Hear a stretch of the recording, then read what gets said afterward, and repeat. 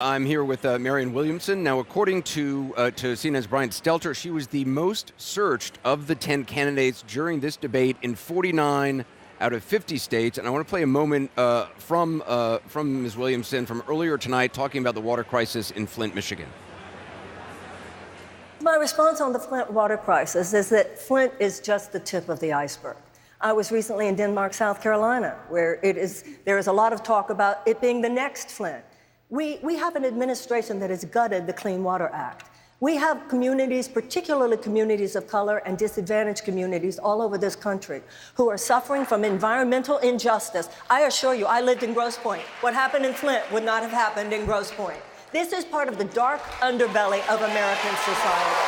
The racism, the bigotry, and the entire conversation that we're having here tonight, if you think any of this wonkiness is going to deal with this dark psychic force of the collectivized hatred that this president is bringing up in this country, then I'm afraid that the Democrats are going to see some very dark days. We need to say it like it is. It's bigger than Flint. It's all over this country. It's particularly people of color. It's particularly people who do not have the money to fight back. And if the Democrats don't start saying it, then why would those people feel that they're there for us? And if those people don't feel it, they won't vote for us, and Donald Trump will win.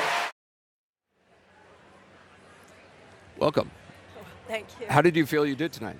Well, I didn't feel I did very good, but then I got off stage and I was told I did okay.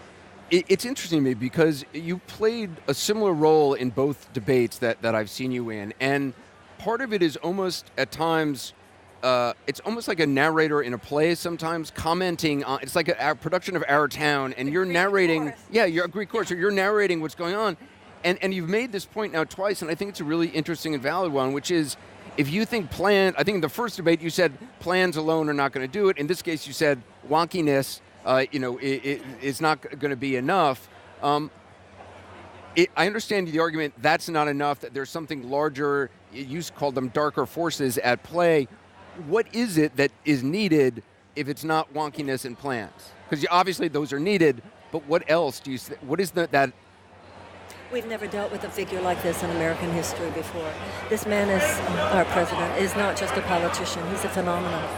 And an insider political game will not be able to defeat it. We need... And I'm sorry, can you put your mic just a little closer to your mouth? Just a little closer to your mouth, like that.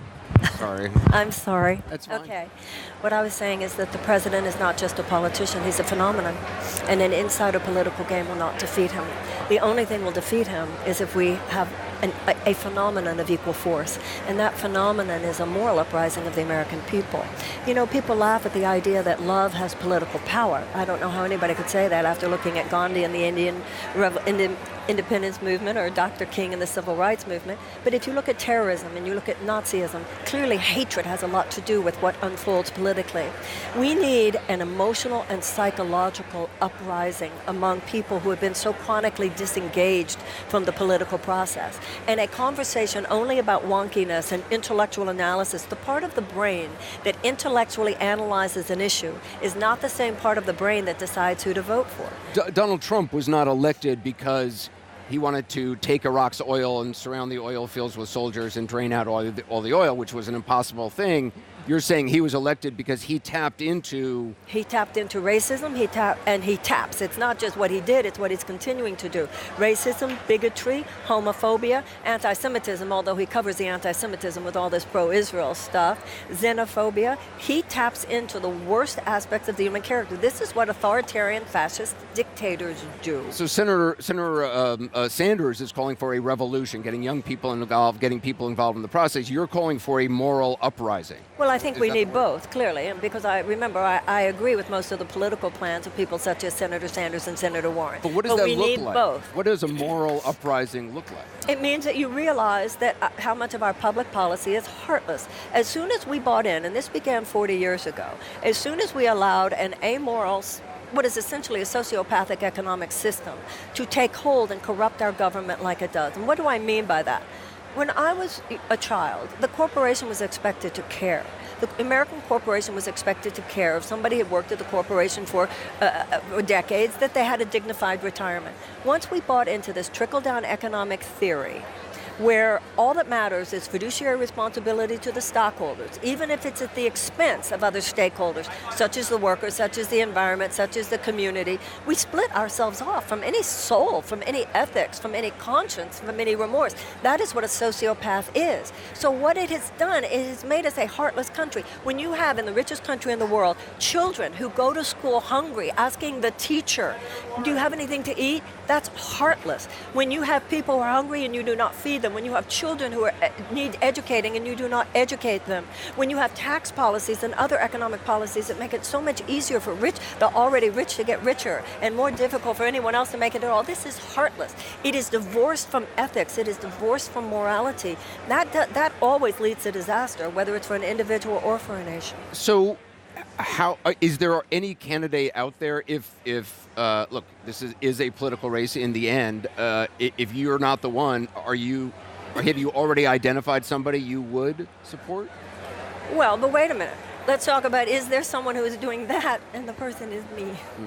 But other than that, a person whose politics I would support, I'm a Bernie Elizabeth person. I'm a Bernie Elizabeth. But just I just find it really interesting, this notion that a plan is not enough, and who else, does anybody else that you have seen of all 20? Why do you need anybody else? You got me. And what if there's anybody else? No, that's my point. Well, yeah, I agree. There is no one else like you on that stage that I can.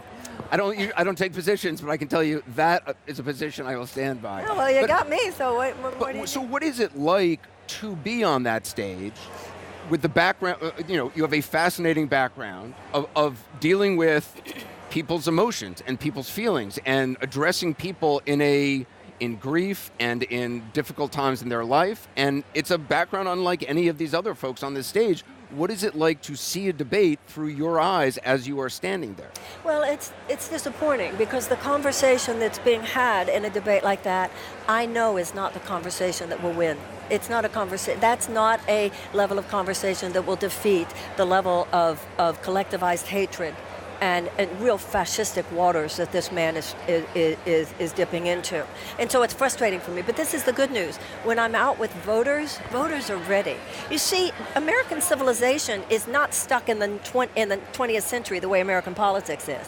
Everybody else has moved forward. In business, in education, in medicine, we have a much more whole person perspective in life. People go to therapy. People are religious. People have.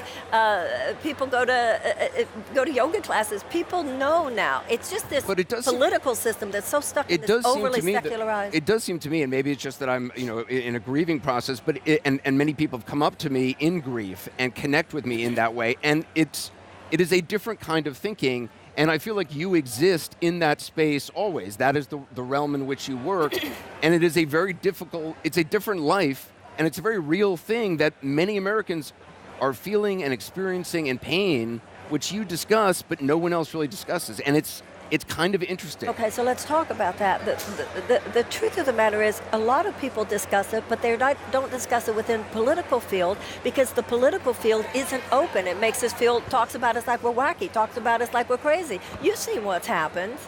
But so it's very difficult to penetrate that field. But the truth of the matter is, this is how the American people talk today. The political conversation is not the way the American people talk. The American people, things happen. People go to therapy. People lose people. People go through heartbreak. People lose people to death. People get sick. This conversation where we're only going to keep it about the symptom and never about the cause and only about things on the outside, that is how we got here, Anderson. This is why you were the most searched person tonight.